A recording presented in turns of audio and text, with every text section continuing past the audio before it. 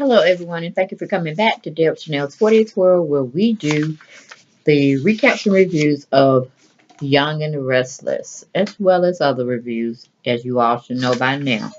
Okay, we're going to be talking about the one that aired on yesterday episode. Very, very intriguing. I tell you that damn Victor, he is something else. He anticipates beyond the word anticipation. Okay. And Kevin ain't fooling Victor. Victor already in. He have his spies, and when he need to come see you, he show up on spot. And he about pretty much scared the shit out of Kevin on yesterday's episode. So let's get right on into it. We have Scotty. He goes over to talk with Victor about letting him out of his contract, even though it was somewhat verbal and it was a sense of just keeping him in the country safe per Lauren, even though Lauren would never be able to pay back the money that Victor spent on getting him there out of that predicament back into the state of General City. And of course, Scott is like, I'm just tired of being like a puppet to Victor, this, that, and third. I said, sir, get in line. This is my sidebar. Get in line. Sharon was the main one telling you Victor push buttons on everybody and he gets what he wants. He said, well, not this time because I'm tired of him. He never got back with me with my ideal of this startup company for media online and this, that, and the third. And I just don't feel like him giving me all this busy work. And I'm just going to let him go and I have to find something else. And he pretty much tries to talk Sharon into letting him work as a barista in her establishment. But of course, he could have been somewhat joking, but he needed income, so it didn't matter which way or the other. Okay, we leave that situation. We go to Chloe. Chloe is bullshitting, really, her doctor. She already know what she had planned. She already know, and we already know because we saw it. She gave Kevin the information or coordinates to where she was. And he had to do them to zoom in his computer and just find her. Kind of like a 007 type siege and protect type situation she put Kevin into. And of course, Kevin bit hook, line, and sinker. Okay, buying into her fake death and all of this stuff. He gonna be brought up on criminal charges as well in the future. If Paul ever get a hold of his behind, because Paul gave him permission to go off to get over Chloe, not to go and rescue Chloe and be, with her as a fugitive. I mean, come on. But anyway, that's where they're playing it. So her and the doctor are pretty much talking over everything about her fate, death, how she feel about it, the drugs that maybe still lingering in her system, and her getting back on her meds, and this, that, and the third. And Chloe just playing them just like a flute. Just like a flute, guys. Oh, and then the doctor, he goes in and want to talk about her death. She said, I don't want to talk about that. I don't want to talk about that because that was something we had to do to make people start looking for me and this, that, and the third. And that's pretty much it. Death is death. And I'm glad I'm not dead. But anyway. So we leave that situation. We go to Kevin. Kevin is there to rescue Chloe. Is Kevin crazy? That's why I asked, is he crazy? He can't be for real. Chloe's gonna pull him down that dark rabbit hole that he have fought so many years ahead and currently to be personally out of, being seen as the bad guy or the trouble person. And Chloe just got him right back where she want him, okay? She is trouble. He's going to be in trouble. And Bella ain't gonna have nobody raising her. Probably Esther, that's it. But moving on, we have Mariah. She's over talking with her mom at the coffee house about Tessa. And then we leave there. Nikki thinks Tessa is Victor's minion. Okay, because she overheard her talking to Victor about, Nikki's just not acting right. She may think it's more to kind of lingering to the thought that it's more so her health involved and she may not be up to it. And Victor told her in no uncertain terms, you need to go handle the job that I told you to do, and that's pretty much it. I don't want to accept failure, so I'm not going to let you tell me you want to give up. No, ma'am. Go find her, practice with her, make her perfect. Okay? So then Nikki kind of go off on her because she thinks Tessa is working for Victor as an undercover agent to bring her down. I'm like, Come on, Nikki. Are you crazy? You should know how big to get down. He didn't want you to embarrass yourself. Plus, you the one put yourself in that situation because before any of this came up, you said you weren't gonna be nowhere near something he was donating to you because you weren't gonna be fictitious. But look at the spots again. They're all up in your face. All right. Moving from there, we have Dana is not ready to go, but she's trying to convince Graham of it when Ashley shows up on her doorstep, ready to send her plea for her mother to stay. We go to commercial, we come back. We have Ashley goes to see her mom when Graham comes back to check on Ashley, check on Dana because he's trying to figure out where the bellman is and he wants to get his luggage there along with Dana. They can both be taken down at the same time. But he finds Ashley. Ashley back up in the camp, trying her best to convince her mom to stay. So he pretty much retreat from whence he came so the two women can talk amongst themselves. Then we have Jack goes back in time with his dad, remembering when Dina first left them and how crushed his father looked. And the realization that, hey, she ain't coming back. And John had to pretty much tell Jack, a younger Jack, when he was 15 years old, nah, son, she ain't coming back. That's not a prayer in hell that she gonna come back and deal with her family. They don't want to be by herself. She want to do this, that, and the third. Whatever. So that's pretty much how it went. And Jack gets kind of caught up in his emotions and stuff and get crying because he's looking at a picture of him and his dad around the same time that they took the photograph. When Dina called herself not coming back in the picture at all, she got to live her life. She got to do what she want to do. That was Dina back in the day, y'all. She was something to be dealing with. Okay. And then we have Abby walks in. She tells her Uncle Jack that she tried to ring the doorbell, this, that, and third. She know he was here. She walked in and she surprises him because he's all in his emotions. He's crying a little bit here and there, but he's trying to keep it together. So he made nice with his niece. And she goes on to tell him, you got to pull out. We can't be partners no more. 'Cause I don't want to upset my dad and this, that, and third. And, of course, Jack is thinking about the dollars and cents that he would lose. But then Abby makes a very compelling argument of why they need to separate.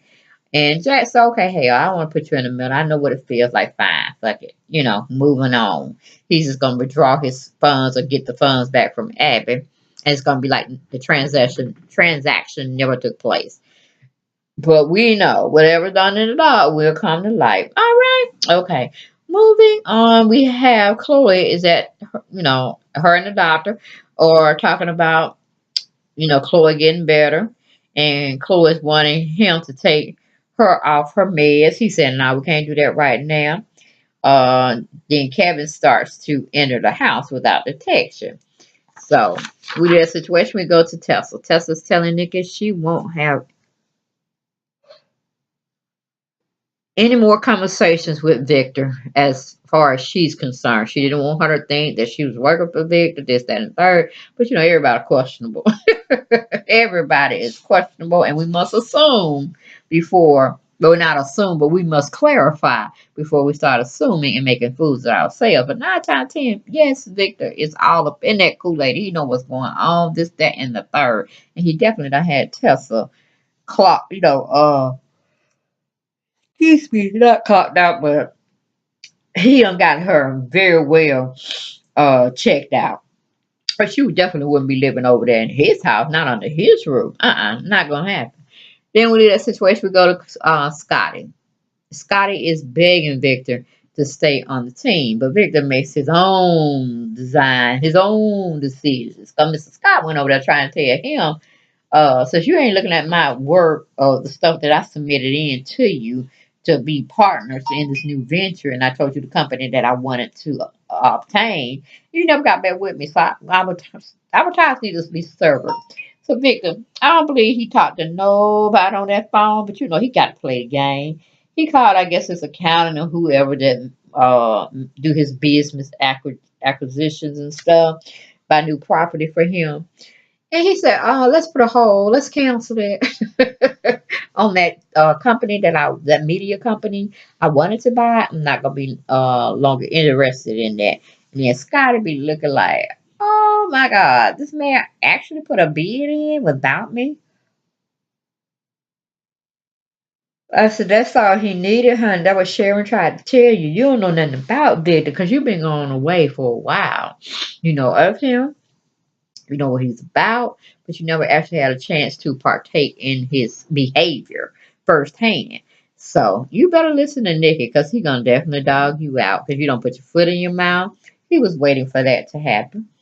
And he said, you got your foot so stuck in your mouth, it's about to make you choke. Now, isn't it? And I was like, man, again, he has definitely fallen under um, Victor's spell, and he's going to definitely do what Victor asked him to do without any, what do you call it, leeway or any, uh, for a lack of a better word, I said, chastising him.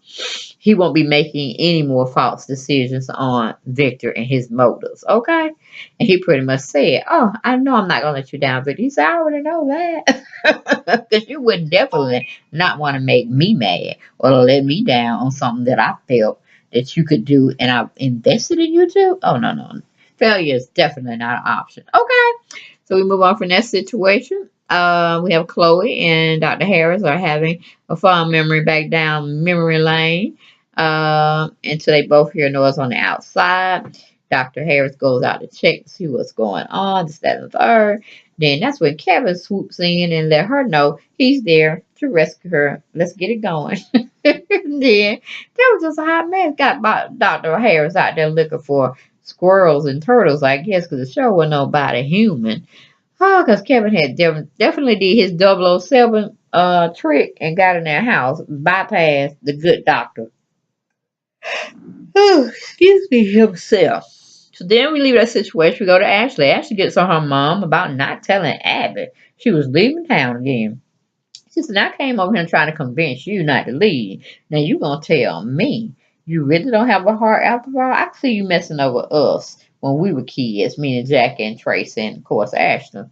But you're not gonna mess over my granddaughter, your granddaughter, my daughter. Oh no, no, no. I'm not gonna put that off on I mean, you're not gonna put that off on me. You're gonna put it off on yourself.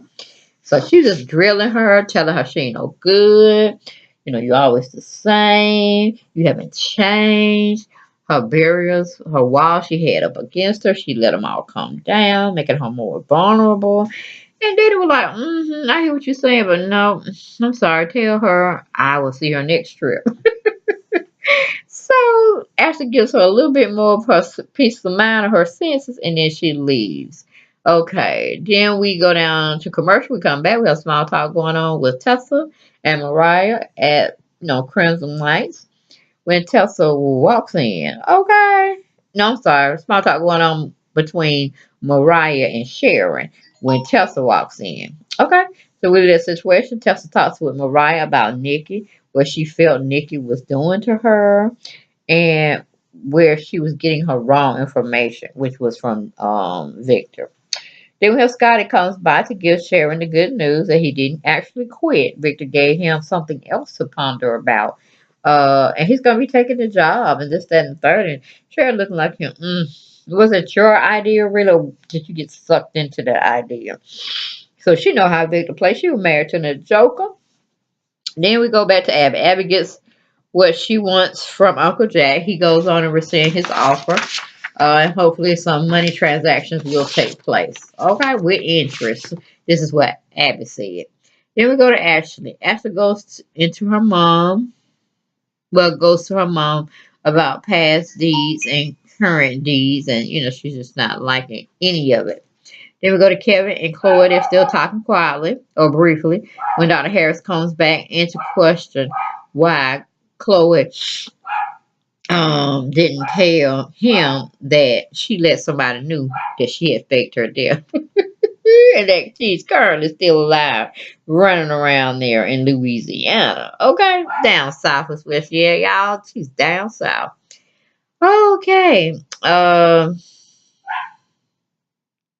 Then the good doctor, he's saying, well, what are your expectations? Where are you trying to go with this young man? And why are you here, Kevin? That's pretty much what we asking, Kevin, why are you here, honey? Then we go to commercial. We come back. We have Dr. Harris, Chloe. And Kevin, they are both looking at each other very angrily, and they're arguing, and they're just carrying on, about her well-being. Of course, the doctor's saying, and I'm like, we keep messing with that Dr. Chloe, they're gonna be done had something between themselves sexually. So he ain't fooling me. Whew, and anything he got to lose his license if everybody catch back up on his behind. And then he gave Chloe, some medication to make like she couldn't breathe anymore. She wasn't breathing. I'm like, are we serious here? Are we serious? The only thing you had to do was see, I don't know that that medication actually stopped your heart from beating as well. I don't know. But if they can do it, you think on TV, they definitely can do it in real life, huh, guys?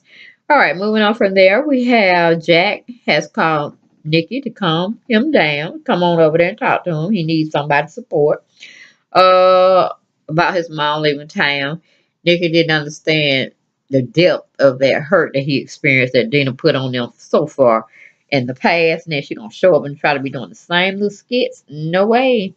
Jack is so down. And Nikki understands it, and she tries to talk him through his angerness or his lack thereof that his mother would truly want him after all this time. So he's fighting with some grown up issues. Moving on, we have Victor runs into Ashley at the athletic club when Abby comes in to see her as well. And Ashley's like, she ain't feeling it. She already done got pretty much taken. And then her mother really done got on her nerves. So this is a hot mess for her, Ashley, all the way around. So then we have Dina is trying to bluff Abby by saying, baby girl, if you ever want to come see me, come on in now. Oh, what is it? Come on down to Paris. I host you up, whatever. She's like, I want you here. I want you here in Genoa City so I can get to know you, this, that, and third. She goes on to give her this big spiel of why she shouldn't go and da da da da. And it kind of touched Dina in the long run. Okay? Then we have Dina's trying to bluff Abby about Abby's is holding her, you know, down in a sense. Abby's gone. So she should have come back better than what she did. We go to commercial, we come back. We have Dina tells Abby, it's okay. You can come on see me in Paris. I would love to see you. Abby leaves crying. She left. She went down there to tell Victor and Ashley, or Victor and her mom, um, what is her mom name? Yeah, Ashley. That yeah, she still lives. She gonna do what she got to do, and she kind of get tearful eyed, and Victor can't understand why she liked her love her grandmom that much. She never knew the woman, so he's really disturbed. Okay. Then we have Graham runs downstairs to try to find Abby, and of course, um, Ashley's trying to say, "What do you want with her? That's my daughter. Whatever you got to say, you say it to me. I will decide whether I want to give her the message or not." So he was like, "Whatever, Ashley. Anyway, your mama's not going nowhere. She's gonna stay." And that's just pretty much it for now. So he goes on and say something nice to Victor, but he ain't trying to shake Victor's hand because he know Victor probably don't want to shake his hand. So he didn't make that mistake. And Victor just nod at him, acknowledging him as who he is, and this, that, and third. After he leaves, Victor said, "You better get a hold of your mama finances because that joke about liably would take her for ever since she got." That was funny. I'm like, Victor, really? Victor, really? Then we have Tessa has figured out Sharon don't like her. Okay, and Mariah's trying to throw mixed signals because she got up right on peg. She don't like Tessa. Just is what it is. But Mariah tries to cure her.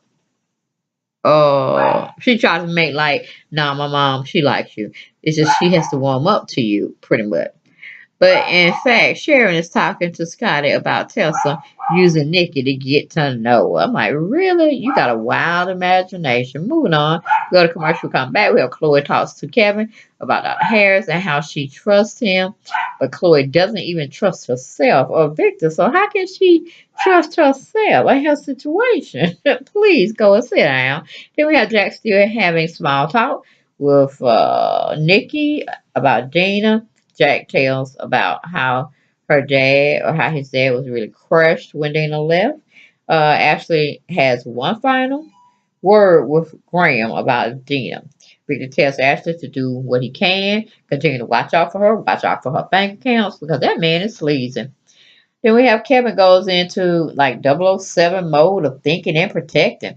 And he gets in the house and he's pretty much trying to run things. I'm like, Kevin, that man hit you, but y'all are too close in the same age, so no, I couldn't see y'all either fighting one another. But anyway, he pretty much wants the doctor to tell him why he did this, who's behind it, this, that, and the third. And I'm like, okay, badass Kevin comes out finally. Finally. Okay, guys, that was my review of The Young and the Restless that happened yesterday, June 12th. Hopefully, I will get a couple of more taped today prior to me going to work. But, I can't make any promises like that because I be failing y'all. And I don't be want to fail y'all, but I don't be want to, tell y'all I'm going to upload every day. And some days, I don't feel like it or I'm at work or, I'm doing stuff with the jury line. It's just been a lot. But like I said, I love my soap operas. It's just I'm have to really get back to connecting with you all so y'all can, tell me what y'all feel about some. We can, talk some. I always read not retweeting, but I'm always up on, you know, responding back to you when you want to see my opinion on something or not. And it's just nice to interact with you all. So I want to say thank you, thank you, thank you for always coming to my channel, checking out my commentary or whatever I'm speaking about. But blessings to each and every one of you all, and I'll catch y'all next episode of The Young and the Restless. All right, guys, take care. And again, that was Young and the Restless for June 12th, 2017. Good night. Bye-bye.